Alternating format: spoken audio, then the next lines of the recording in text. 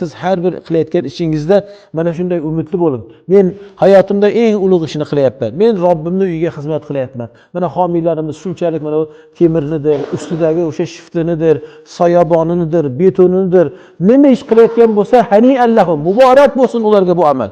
Muborak bo'lsin, pulini sarflab, jonini sarflab, otaxonlar bilan so'zlarini, nasihatlarini ayamasdan bo'lmaganda mayda duo qilib, kelayotgan paytida hormang deb qo'ysa, mana shuni o'zi o'sha ajrni, savobni inshaalloh aynan o'zginasini beradi. Shuning uchun ham masjidlaringizni qurishlikda, obod qilishlikda domlalarga quloq soling. Domlalar albatta Allohning dini uchun kun-tun xizmat qilmoqdalar va qiladilar inshaalloh taolo.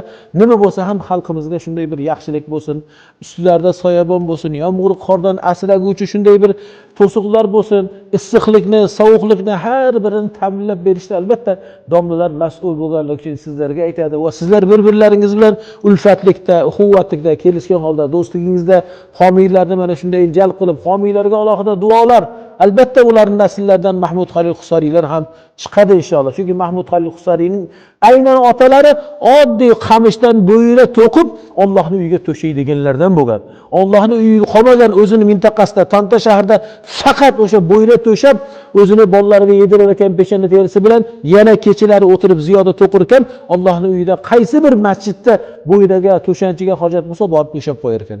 Va o'shalarni barakotidan Mahmud Xalil Husariyni berdi. Shunday bir qorini berdiki, kim u qor desangiz, dunyo qorilarining shohi, dunyo qorilarining podshohi, hali u zot kabi o'qiydigan biron bir qori kelmadi.